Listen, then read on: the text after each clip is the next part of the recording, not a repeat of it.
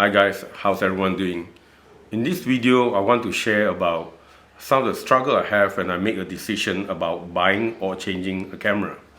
Now, I've changed a lot of cameras in my last 10 years of doing portraiture and also street.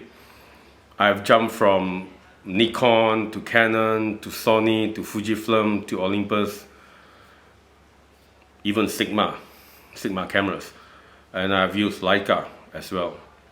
So in particular Leica, there's this struggle between, some people would say between the head and the heart, and I would actually term it more like the head versus the hand, where you get to feel a certain object. And now, I'm not here to belittle anyone who owns a Leica. As I said, I've owned 3 of them, M9, ME, M240. I've never made the jump to M10 because I kind of gave up at that point. And I still own a number of Leica film bodies like the M7, the M6, and I enjoy using them a lot. But this particular topic I want to talk about has to do with the digital photography, right? Like for a digital body, what do you choose, and what did I choose and why? So I'm going to share to you 10 reasons why a Leica is just not for me. So the first reason is that using a rangefinder is more challenging to take a natural shot or candid of a person. The reason being that you need to manually focus, and the subject is more preferably to be static than to be naturally moving. Of course, we can put f8 and be there, but that's not the point of using a beautiful lenses like 1.4 or f2.0 to have the beautiful separation of background and the model, right? For street, maybe it's not a big deal, but a lot of my work and a lot of my genre that I shoot is on portrait. It's important to take a lot of shots because then you get to choose those very microsecond movement and nuances of the face, the smile, the hair movement that will make the photo stand out in your album and your work. So for that, the Leica is not convenient for that kind of approach. It's more towards you wait for the moment and shoot, which I think for today's modern application is more of a personal process experience rather than results. So that's one of the things that's challenging, is that if you want results, definitely the rangefinder is not the way to go, right? So the number 2 reason is the body is prohibitively expensive. Now I'm saying this on terms of no matter how much money you have, right? There's always a relative comparison of what you pay and what you get. So if you're paying for a body that's very expensive, you tend to ask, are you paying for the function, the form, the brand, vice versa? And deep down, a lot of us do not want to be a brand snobbery, right? Or maybe some does, but a lot of my friends, a lot of my peers, and I guess a lot of people out there, they are more interested on the usability and the enjoyment of using the body of the camera. But there must be a limit of how much is a fair price to pay. I find Leica bodies are prohibitively expensive. And it's not a wise way to spend money no matter how much you have. Of course, this is again a very personal preference, as I said. And why did I come to this conclusion? I do have several film Leica cameras, as I said, and they are not cheap either. But for digital body, which the whole aspect of digital is that the technology drives your experience and the output of it. So it can be 8 megapixel used to be enough, then people are saying it's 12 is enough, others saying 24 is enough, and the list goes on. So we have reached a stage whereby we are saying it's 45 or 50 is enough. And as the display gets better, 8K, 4K, whatever it is, my TV is still on the full HD. That means even like 8 megapixel should be enough. But the whole point is that when you're paying for something that is based on technology, and my background is on technical development, you do know that the value of these things will decrease tremendously every 6 months.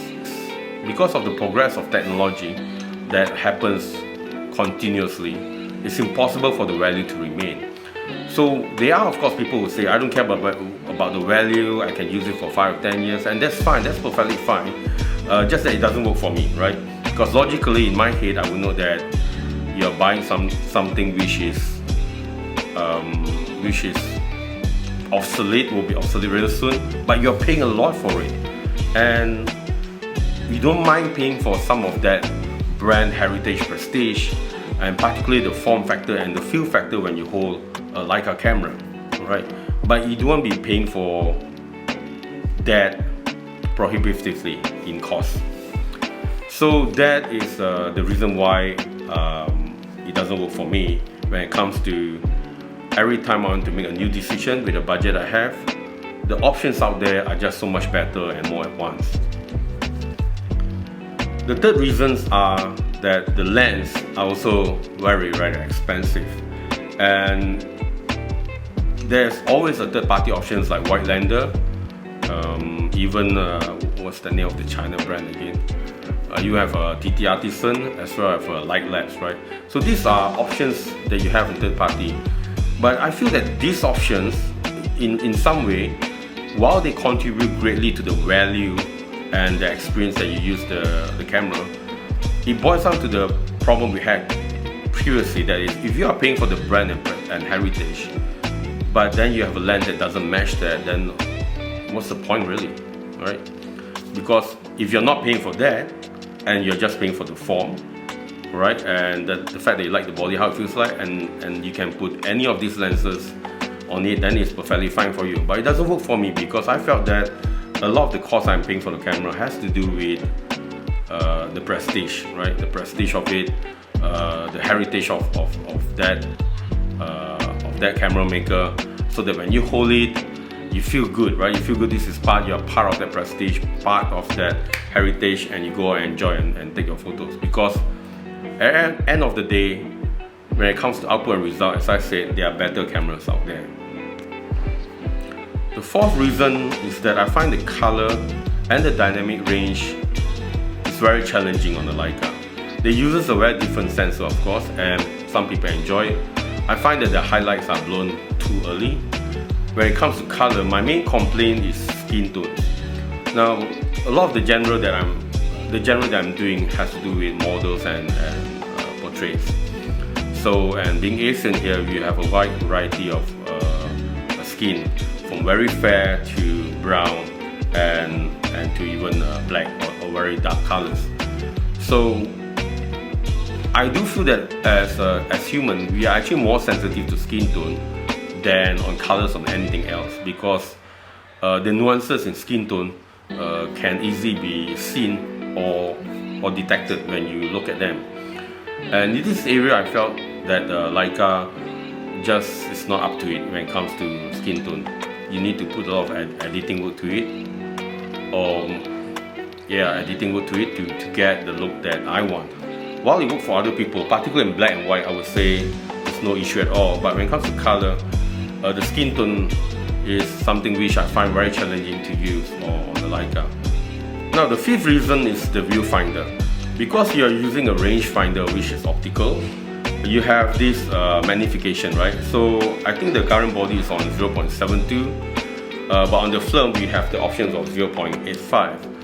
And of course there's this add-on thing that you can buy that can magnify it to a much higher magnification, but all those are just additional things that you need to put on the camera, and I kind of feel that it kind of spoils the look in a way. My whole point is that with a very fixed magnification, 0.72 for example, it's not ideal on some of the focal length that I'm using. It will work, but it is much better if the magnification is much higher. And on the optical, once you limit by it, you are stuck by it.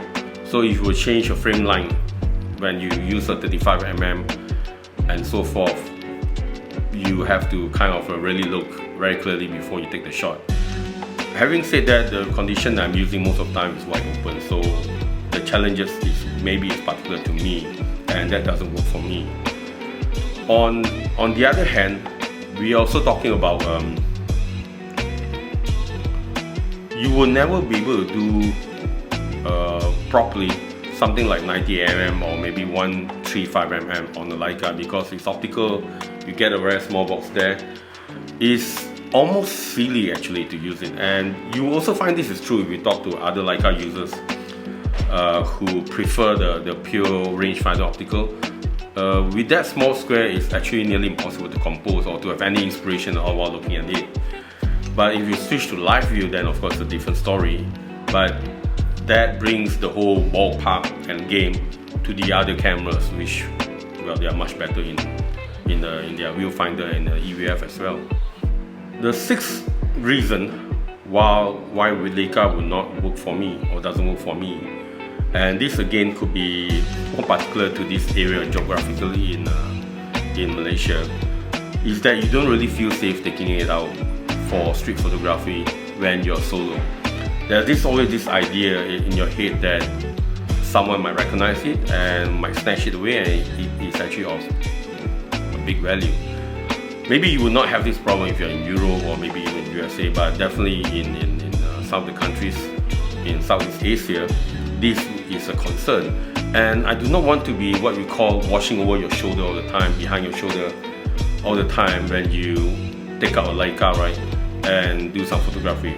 I personally once lost a Sigma camera and just outside a cafe shooting, and someone just came in and grabbed the whole bag away on a motorbike. So during that time, well, the camera cost me like, it was a used camera, a particularly low cost one, so I didn't mind about that. It gave me an excuse to change camera.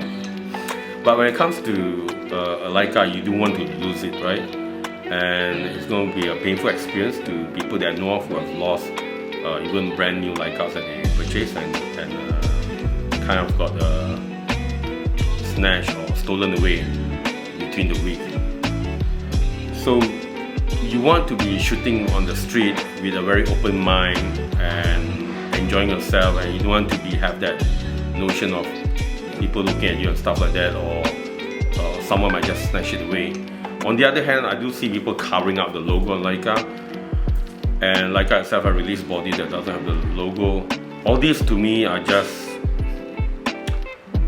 in a way, they don't actually work, right? If you want to cover it up, your camera looks really ugly, don't use a Leica, right? And you're talking about the form of a Leica that you love and stuff like that, well, that's good for you. As I say, it doesn't work for me. I rather shoot and be happy on the street and not worry about someone robbing or stealing my camera because it's of exceptional cost. The seventh reason is that when you are doing a focus recompose on the Leica M digital system, you always require two hands. There are situations, in my situation at least, whereby I need to just use one hand and I need to have autofocus, and that will not work on the Leica M system because you always need to focus and recompose given the wide aperture that I'm using. And this is important in situations, for example, where you do not have an assistant. I say I'm not a pro, I don't need an assistant to be following me around.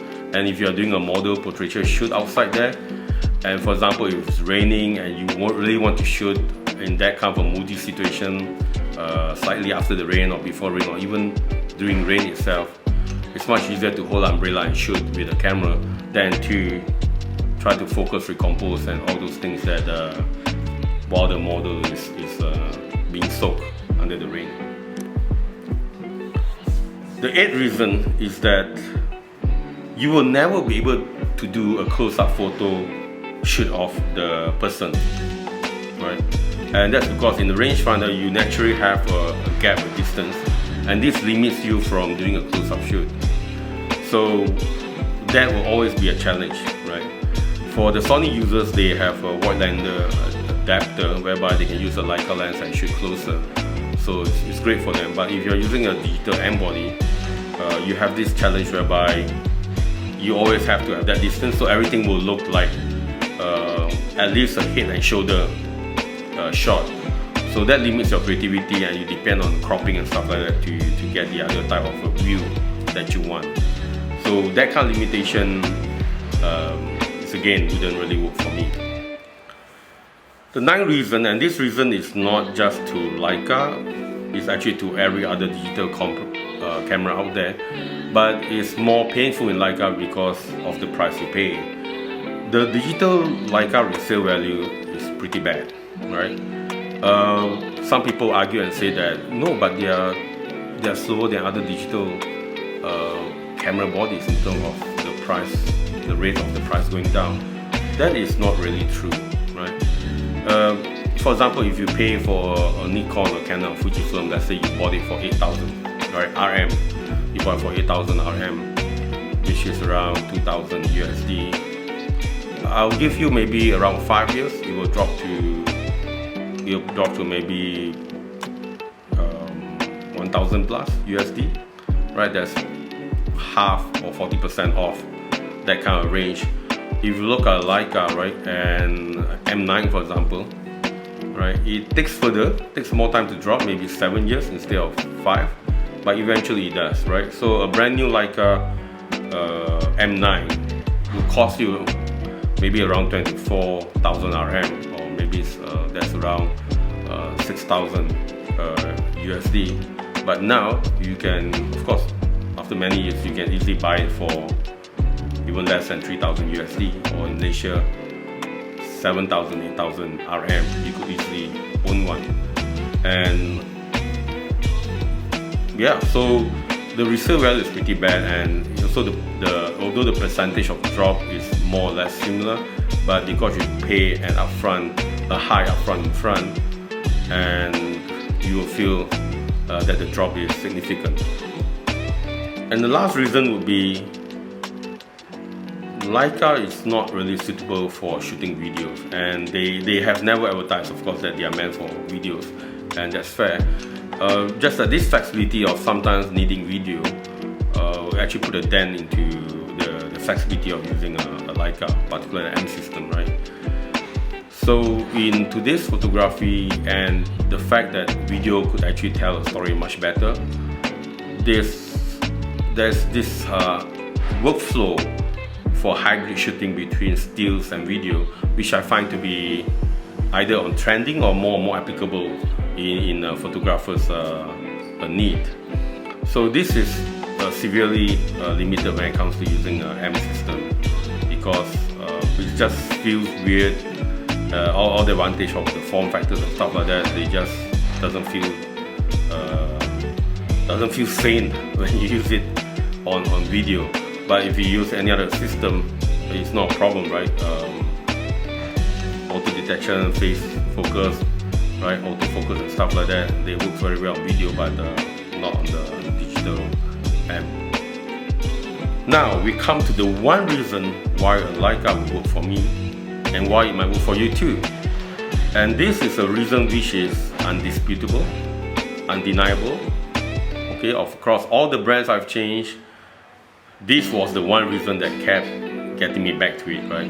So much so that right now I have the film Leica just for this purpose, right? And I have gave up on the digital Leica and moved to other brands.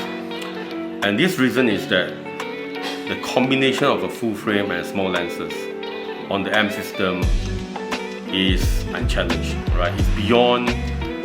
It's beyond challenge, right? It's the smallest package you will find in any system. Okay. Well, I'm talking about full frame, right? So if you take well, some of you will say, what happens if I use it on A7C, right? It's even smaller than Leica. No, that doesn't work, right? Because once you use anything like 35, 28mm on the Sony, the results are only sharp in the middle. It's terrible anywhere else. But on the Leica, an Ultron 28f2 will be sharp across the frame, and only very slight blur near the edge. So in short, this perfect combination of a full frame camera and small lenses, the award goes to Leica, right? And if that's what you want, a very small system with full frame, and you don't mind manual focusing, then you don't really have a much choice actually. Don't even think about going mirrorless like Nikon or Canon and trying to put a Leica lens on it, because that's just ridiculous. You should just buy a Leica and use those lenses on it, because they work perfectly on that system. The micro lenses is configured differently, and what we call there's this layer of glass or filter in front of the sensor that allows this close range of those small lenses to have maximum performance on the Leica, whereby on Canon, on Nikon, that stack of glass is much thicker, and on the M4 like Olympus, it's probably one of the thickest glass around, and you get all kinds of colors, purple, fringing, and everything else. So it's not a good choice at all when you use Leica lenses or these wide liner lenses for the M mount on mirrorless body. You should just go straight for the Leica M digital. So there you have it, the 10 reasons why Leica wouldn't work for me, but one reason why it would.